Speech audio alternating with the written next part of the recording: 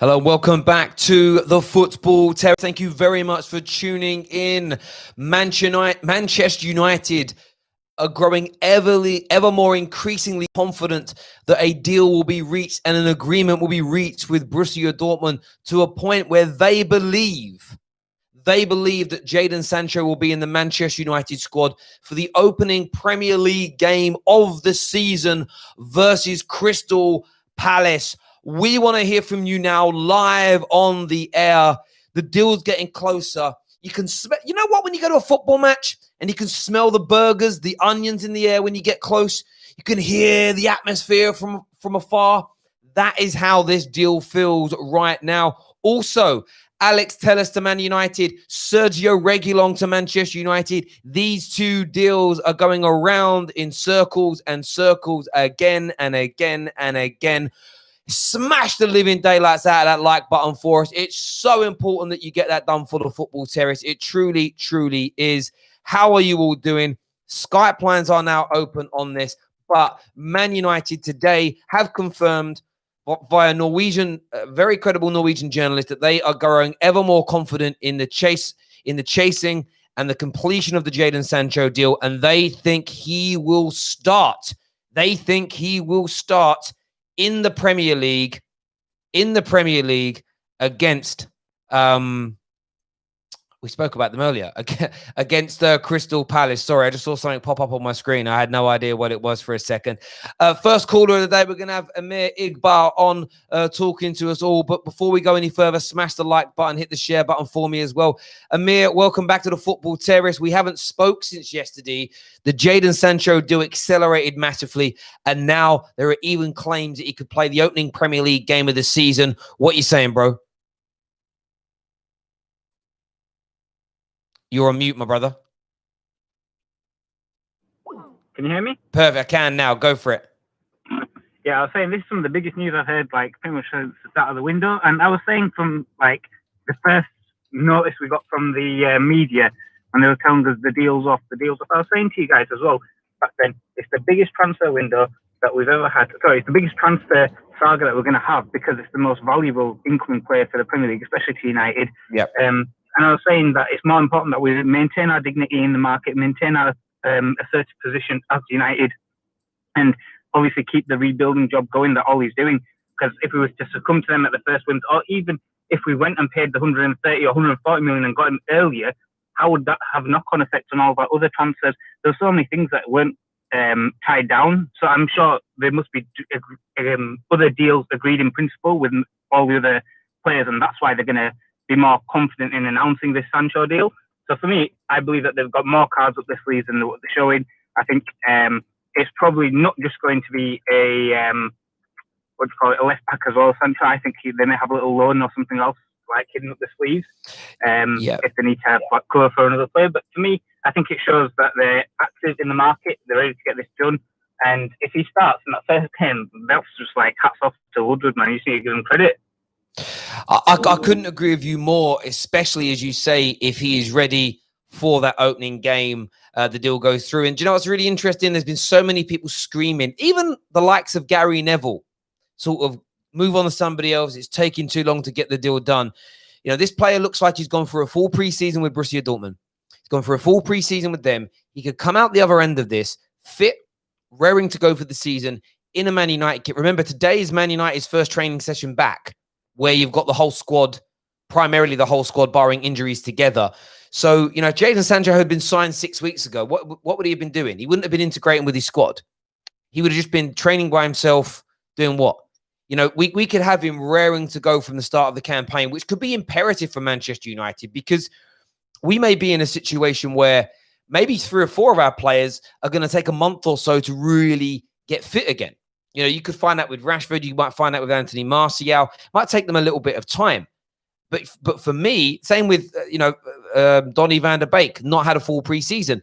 But with him, it could work out massively. So it would be brilliant to see this kind of come off. And there's a lot of talk today, again, of, you know, United looking at Alex Telles, United looking at Sergio Reguilon. Which of the 2 fullbacks do you think Man United are going to go for? Personally, I think we're going to go for Reguilon, just because I think Ollie's had that little bit more time to see him play up close and personal in a game with a lot of pressure on that Sevilla match. Terrace, I personally would prefer, just because he's a little bit more older, got a bit more experience, a little bit more ready at the age to be like prime. This is just a further confirmation that the board is actually running the club in a much more better fashion than they had been over the last 7 years. This way that they've allowed the transfer to be prolonged up until the point where they're satisfied to make the deal. And when you say that, I'm referring to all the training things that you're saying. What's the point of getting Sancho earlier? And also, it would have been solely done earlier just to appease fans. United have been trying to appease fans for many years. The whole Jose epidemic, that whole saga that happened when he came and he ruined so much of the structure, was just to appease fans, because we thought we were going to get instant success. Within a year or two, we'll win a title. And just because of that running of the club to appease the fans element can be like almost eradicated from my perspective. I think it just shows that the board is heading in the right directions and we're building that foundation to win trophies upon.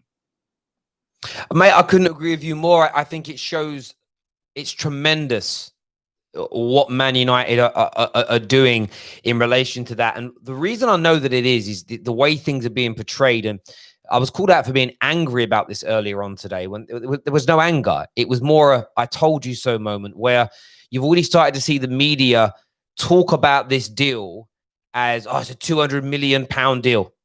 And I'm like, whoa, where's £200 million come from? It was 108 the last. Remember, they're almost doubling it in terms of the headline.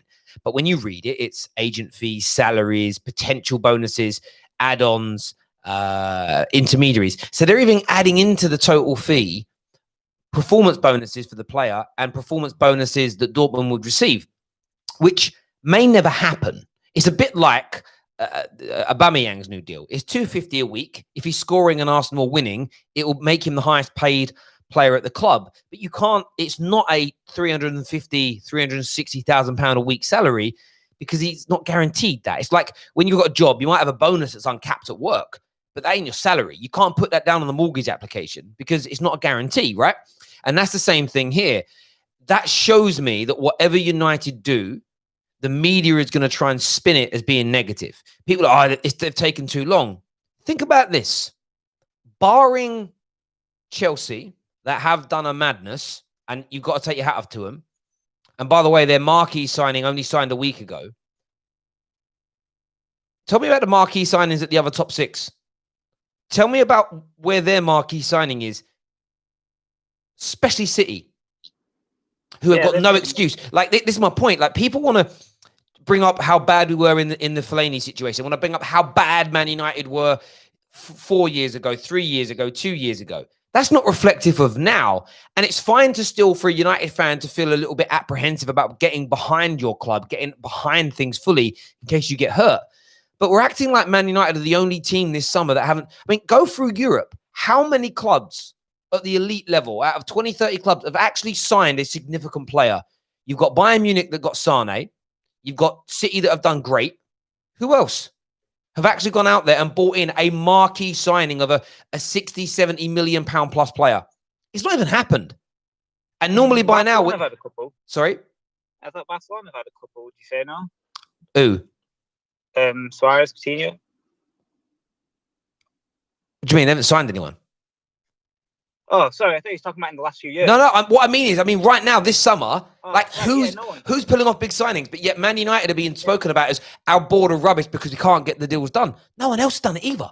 But that's where, I guess, unless you're thick, unless you're fickle, unless you're stupid, you're going to fall for that. But for me, it's brilliant business. And if he's in that starting lineup against Palace, it's going to be absolutely amazing. Someone here says, Havertz to Chelsea. Yes, bro. I already mentioned how Chelsea have done. Do you guys not listen to the stream when it's on?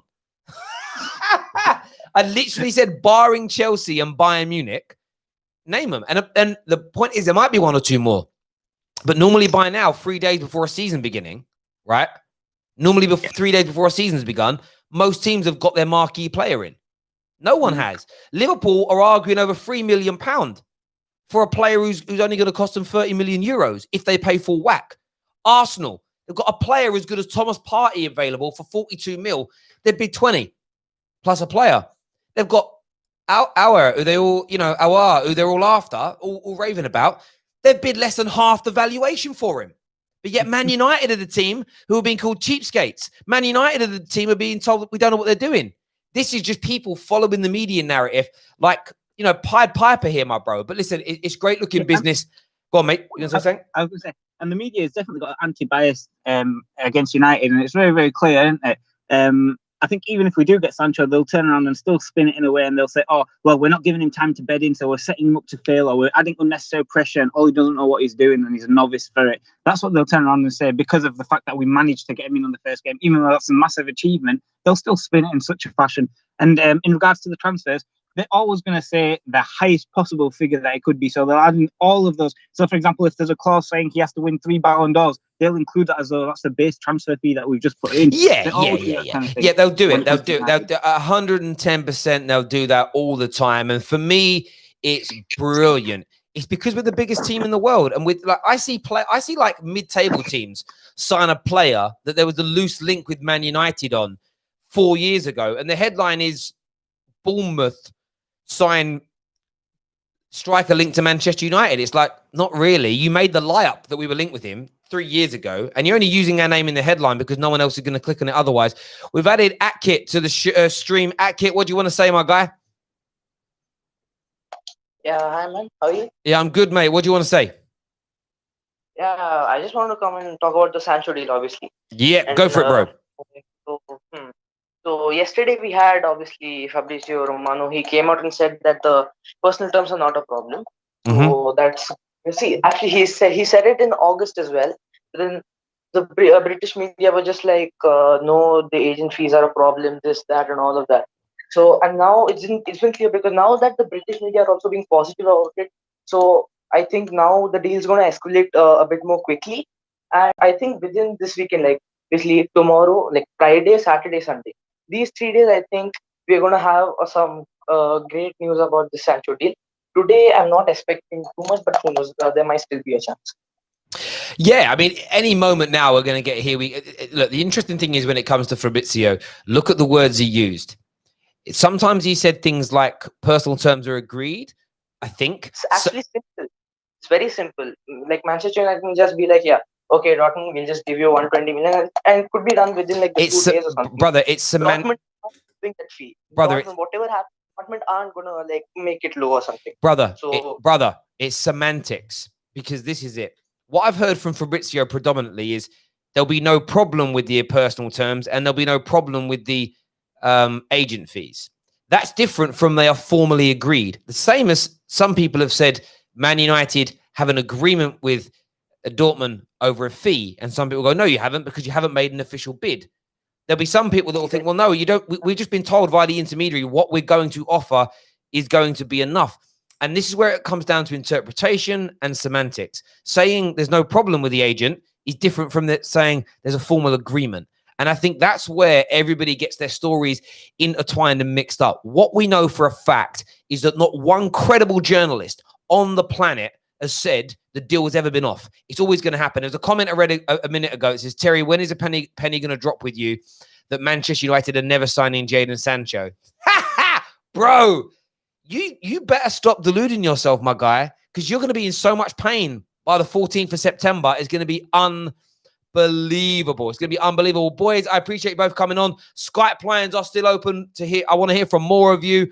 Jadon Sancho, tipped to maybe come in this weekend, but might be starting Man United's opening Premier League game of the campaign. How amazing would that be?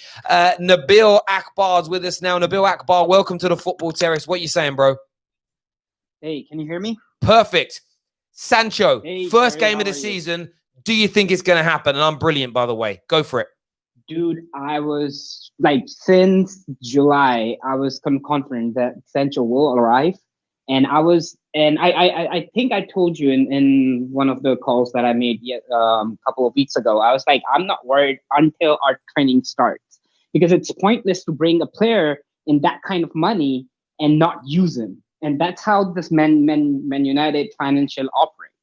So I was totally relaxed. And I was like, I'll be worried when we start the game or training. So I'm very. Can you hear me? Yeah, I can hear Yes, you. Sherry Khan, wherever you are, mate, that's noisy. I was going to mute you until you're ready to speak. We added somebody else to the call. Sorry, Nabil. I agree with you. Like, I admit, two and a half, 3 weeks ago, I had a little Tuesday wobble where I got a little bit panicky, and it's because I found myself listening and I read 2 articles that were negative, and then I watched a couple of United fans on a podcast, and it made me negative. And then I just sat back and reflected. I listened to what KJ said. I listened to what people like yourself are saying, that let's just slow down. It's all going to be fine. And then I did that research, and I never completed the research because life's just gone on since then, about how long it takes us on average to sign a player in a window. If we learn Jadon Sancho up until something like the 21st of September, we're within our average of how long it takes us to complete and sign our marquee player. So I'm just as relaxed as I've ever been, and the deal is definitely going to happen. We've added Sherry Khan to the call. Sherry, you've got to unmute your mic, mate, but what do you want to say? Sancho to Man United, is he going to start against Crystal Palace? What's your opinion? Yeah, yes, he can start against Crystal Palace. But Terry, I want to ask you about that. That everyone in the target Manchester United as we say our defense is so much weak. As everyone say that when we go into the Europe and our hello. Yeah, I'm listening. Yeah, I'm saying Terry that everyone's targeting us as a our defense is not very good, and we will cannot survive in the Europe with this defense. I'm just asking you that the previous one in the Europa League was Harry Maguire's was the first European tournament, Wan-Bissaka's first European tournament, and everyone is just expecting that our defense is so much low. I just want to ask you that our defense is this much rubbish that the people are saying. Yeah. Mate, you've hit the absolute nail on the head again. Man United are buying good players this window. I still think it'll be 3. It could be 4, but I think it'll be 3 players that will come in. The one area that's being ignored with Man United, and 9 p.m. tonight when we go live with our part 2 of the Premier League preview, I'm going to be pulling on this thread. People are sleeping on the fact that this season, in my opinion, Maguire, Wan-Bissaka, Paul Pogba, Bruno, Rashford, Martial, Greenwood, those players alone, forget the new signings, those players alone are going to have better seasons. They're going to be a year further on with Ollie. They're going to be, some of them are young players. They're going to be a year older. They've tasted some European experience. They've tasted the pressure of playing for Manchester United. More quality, better strength in depth can be added. That will allow more rotation. That will allow less exhaustion, less fatigue. It's all very, very, very, very positive indeed. It's a great point you two have made. Thank you. Next up, we have Man Like Rome. We haven't spoken to Man Like Rome in a while. How's it going, my bro? I'm good, brother. How you feeling? Mate, it's been this time difference, man. I know it's all good, my man. Listen, I'm absolutely on fire. We're deliberating over signing either Reguilon or Alex Telles, which is amazing. The Sancho deal looks, dare I say, imminent. Give me your thoughts and feelings, my friend. I'm glad you asked me about Reguilon and Alex Telles. I would prefer either one of those guys, to be honest with you. But I've been trying to get on with you guys just to give you my point of view on this Luke Shaw debate that's been going on for this quite some time now. I don't get the disrespect that's been labeled on Luke Shaw, solely because the narrative is he has like 8 assists in 8 years or whatnot. But we keep forgetting that when Luke Shaw came there, like his second year with Van Gaal, he broke his leg, right? Mm-hmm. He wasn't required at any time to go past the half line with Van Gaal. All he wanted to do was just pass the ball to the sides or pass it back. Van Gaal was a passer, point blank and simple. And you remember with this next season with Mourinho, he was basically a defender. He was right next to De Gea the entire time playing the game. He was never asked or allowed to go over the half line. We forget that Ole was the first one who required him to put any sort of like attacking football into his game. He literally just started playing some attacking football in 2 years now. When he was at Southampton, he wasn't required to do so, other than move with the ball, move quickly out of the defense with the ball. And we're now comparing him to the likes of Trent Alexander-Arnold or Robertson, who we got to remember started playing attacking football as fullbacks. Robertson was brought into Liverpool because of the type of football he plays, and Trent was brought into the team, got rid of Nathaniel Klein because of his right foot, because of his attacking power. So Liverpool plays football through their fullbacks. We're just now requiring our fullbacks to defend and then attack. You know what I mean? So I think Luke Shaw has been great. My only criticism of Luke Shaw, honestly, is the fact that he cannot cross the ball to save his life. It reminds me so much of Antonio Valencia, who just put his foot through the ball and hope it gets to the right places. You know what I mean? I'm 100% sure. I'm 90% sure we're going to get, Sancho. I just wanted to bring you guys back to the conversation about Luke Shaw. And maybe we should be putting some respect on his name because he's really a defender than an attacker. Yeah, and the thing with me is, I understand that. And I don't try to have too much of a go at Luke Shaw, primarily. I have issues with his fitness and not so much related to the injuries. I have more a problem with his weight. As a professional football player, I find that to be unprofessional. But like any player at Man United, if we put that all aside, if we can improve on him, we should. And if we can improve on, like, if someone said to me now, Terry, look, we're going to get rid of Paul Pogba, but the midfielder we're bringing in is better, I would say, thanks, let's get it done. Because as much as I love players, I'm not a child anymore, and I want the team matters more. When I was a kid, David Beckham was my favorite player, he was my idol. And if you'd have said to me at the time, oh, R9's better than Beckham, I'd have said, no, he's not. Beckham's better. Like, when you're a kid, you love your favorite player and you put him above everybody, right? There was probably a time when listening to music that I thought Peter Andre was better than Michael Jackson because he was more popular for a while. At school, right? Do you know what I mean? There were kids once upon a time that thought the Spice Girls were the greatest band of all time. They're not. They weren't. They never were. But there are trends. So, but you'd think that way as a kid. As an adult, I care about the players not being abused. I always do. But I couldn't care less which one's playing or starting as long as the best people available are in the team. And I think Alex Telles is already better than he is. And I think that Sergio Reguilon, the more I research him, has the ability to improve on that. What I would really love to see is one of them come and the competition that would create over the course of the season, and then see who comes out on top. Because the area that's really nice for Man United is the fact that you could pick them up for between 23 and 25 million pounds respectively. In the modern day game, that's fairly cheap. It's quite a low risk. That's why no one's really looking. That's why everyone's like scoffing at Liverpool for umming and ahhing over Thiago, because for 24, 25 million pounds they'd pay for him in total. It's really not a risk. It really isn't at that money in the modern day game. So yeah, I get where you're coming from. He certainly shouldn't be abused. In terms of Jadon Sancho, I mean, how close do you personally think, after everything we've read and heard, do you think this deal is happening, mate? You know what? I think it's, someone touched on it earlier a couple of days ago. I think this all came down to the wire when, Man United was briefing their press about, hey, we're no win.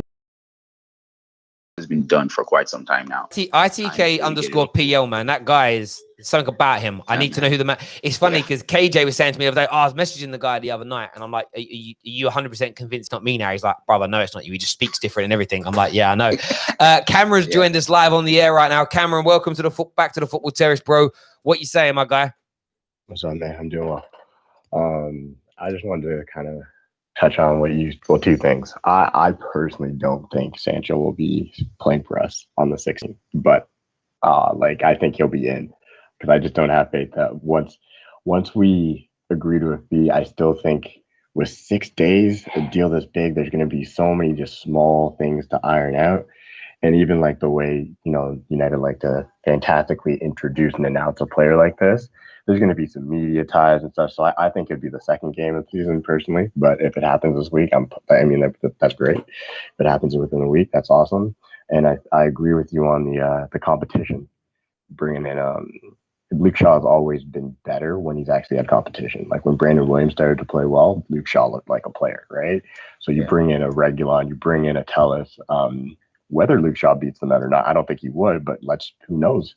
It might just be another gear he has to kick up. And there's nothing like the one thing I've loved what Ollie's done is he has made competition the norm.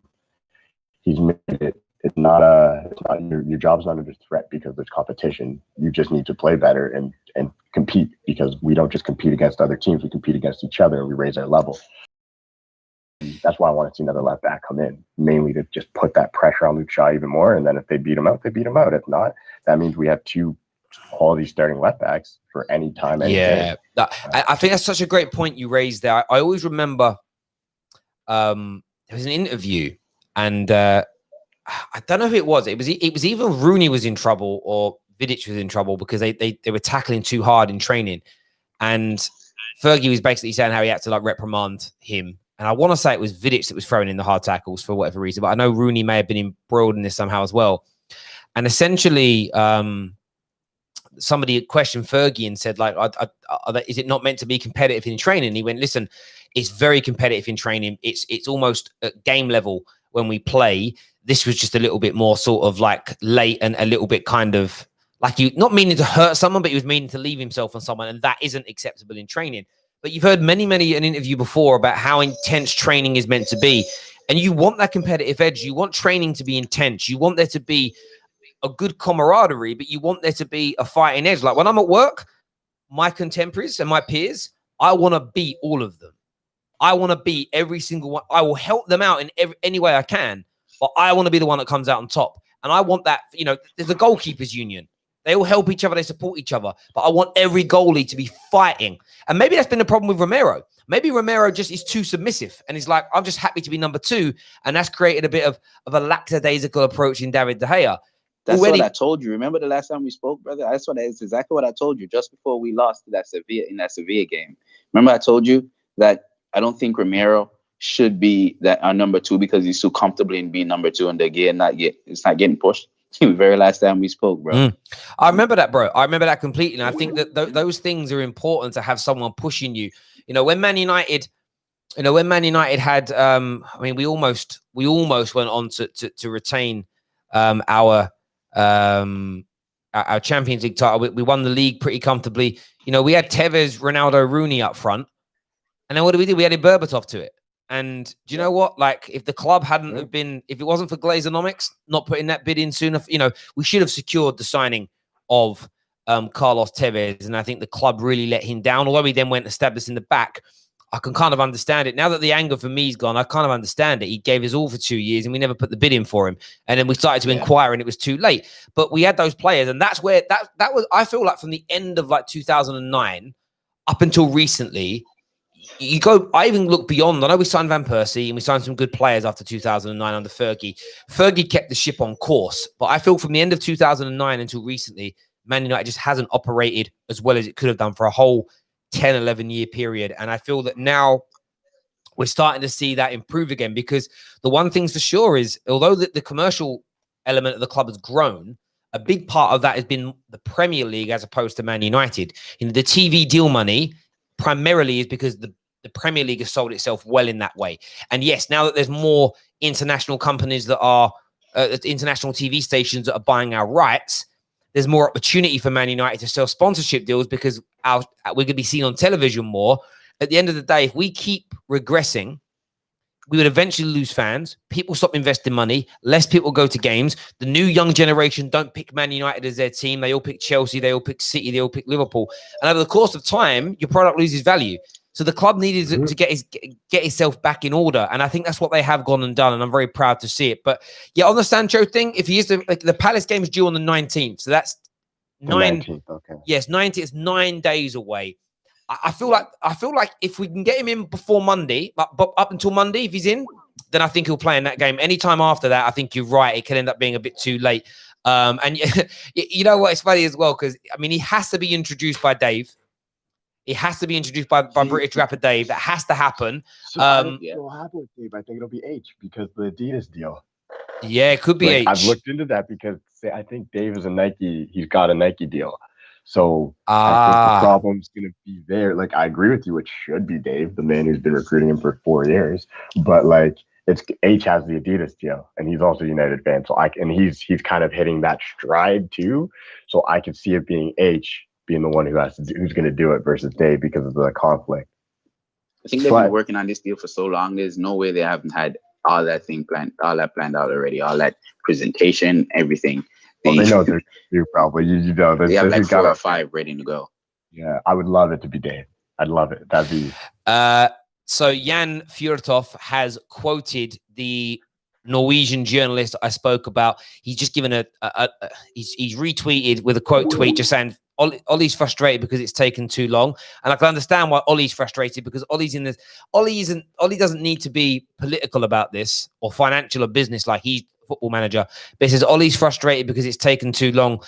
He goes, club more and more safe, though, that they will get the player. And what's interesting, I love how these journalists treat each other, right? It's like that's a European Norwegian journalist that's pushed the story that Man United are comfortable, they're going to get the done, they think it's going to happen. The same journalist who said that they think he'll be in the starting lineup for Palace, and like Jan is just sort of like confirming that by posting it. He isn't challenging it. The other day when the British media said that it was almost done or they're confident, he was like, yes, but only if they pay the money. I love it. He went after them. Yeah, I love it. Which is the thing is, like, someone messaged me saying, I think Jan is not a fraud. Like, Jan is giving the information out that he's been told to give out. But am I silly enough? But am I silly enough to think that? I think Jan's having fun. Yeah, exactly. He's like, it's the nice world for me, because he's a credible ESPN journalist who's an ex-player, and he knows like his reputation's important. And he's now jumped into the transfer game ever since the Bundesliga was the only league. So he was like the main guy for Bundesliga. So now he's seeing this whole new world that he could inject himself in. And he's doing a great job. I think it's awesome. Yeah, I agree. But because there's so many talents in the Bundesliga right now. So Yannis is having fun. This is his time. Yeah, of course. And the thing with it is as well, right? It's great. I'm having fun with this. Like, people can say, why more Jadon Sancho talk? Because I love it, bruv. I love it. I absolutely adore someone said to me the other day, I really hate, I don't watch any YouTubers during the transfer window because the transfer window bores me. I'm like, that's cool, bruv. Like, I don't watch Only Way is Essex because it bores me. I don't watch Love Island because it bores me. You know, I don't really watch managers' press conferences because they bore me, because you know you're just going to get a watered down version of what a manager really thinks. The only time I watch a manager interview is when they're angry, because you tend to see the truth come out. That's it. Like, for me, if you don't like something, don't watch it. I love the transfer window. In some respects, I just wish the transfer window was 12 months a year. That would make me so happy. I love it. It's brilliant, especially when we announce Sancho and he's standing there dancing. You know, it's got to be something like, the tagline's got to be, you know what's next. You've got to do this. And everyone's going to be crying and boo-hooing. And, oh, my God, you spent £5 billion signing Jadon Sancho. Yes, bruv, we did. Sit down, man. Sit down.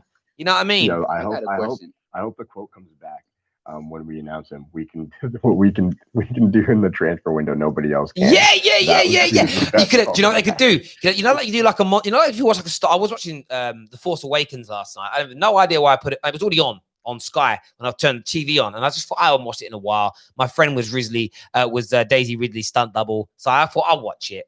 My girl Chloe Bruce, what's going on, right? And I was watching it, and you know the bit where she touches the lightsaber for the first time, and she gets sent from one place to another, and you can hear different voices, and you hear Luke, you hear the old guy that played the original Obi-Wan Kenobi say her name and stuff like this, right?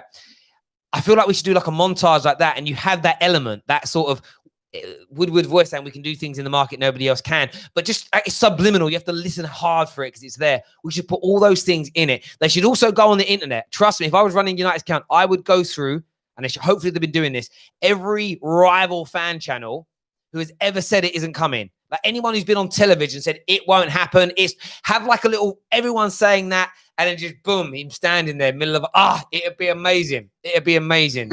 It'd be just, or none of that. Style it out. Opening press conference of the Premier League campaign for Ollie. Ollie comes out, with his face mask on, like whatever, and then someone comes out with him. They don't know it's Sancho, and then he pulls his hood off, and he's just sitting there. Something just like, I'll get myself excited. Getting myself excited. You were going to say something, Rome. Yeah, I wanted to ask, man. I haven't heard anything about us being interested anymore in Thiago. And what do you think it is that Manchester United is not even pursuing Partey? One would think that, that kind of solid defensive midfielder is something that we'll be looking into. I haven't heard anything about it. I think from my point of view, I think we were interested. I still think we're interested, but the player wants to go to Liverpool. And he wants to be a Liverpool player. And Ollie won't waste time, or won't allow the club to waste time talking to a player who doesn't have a deep desire to want to be part of the Man United. Now, however, in another 3 or 4 days, if Liverpool don't get that bid in, and Thiago says, "Listen, I don't want to go there anymore. They're annoying me," let's talk to Man United. I'm serious. United will have conversations again. And if they believe that the player has a hunger to be at Man United, and it can change, I've done that before where I thought I was going to join one company, well up for it. I then went to the second interview with another company thinking I've already made my mind up. I'm joining company A. Company B blew me away. So there is a chance that he changes his mind. Then we sign him. But right now, I would still say there's less than a 5% chance of him coming to Man United. Right. So yeah, my theory is the reason I think you're completely nailed it with he just wants players that want to be here, but we're avoiding this whole. Because I guarantee if we threw 300,000 a week at him, he'd come, no problem. It seems like he's looking for a payday, and then Bayern they're really good at how they value players at a certain age. So they're probably saying, nope, this is how much you're going to get. If you want to go somewhere else, that's kind of cool. Figure it out. But and I also think Ollie has faith in our rotation of defensive midfielders, because we all know Matic can't play 60-odd games, 30-odd games, but I think he's trying to blood in Scott, and he's going to use Fred there as well. And then he's also going to use that 3-man midfield I've been talking about with Van de Beek, Pogba, and Bruno against the weaker sides. So as much as we would love Partey and he fit in perfectly, we do have to be smart with our finances and go after the absolute needs. Defensive midfield. I don't know. Someone's done something to somebody. I mean, the share price has dropped. Hang on. Filmed it. Oh.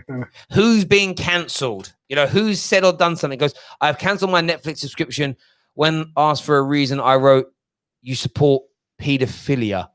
Oh, how? Oh, is this a show? What? Is there a show called Cuties or something? Is trending?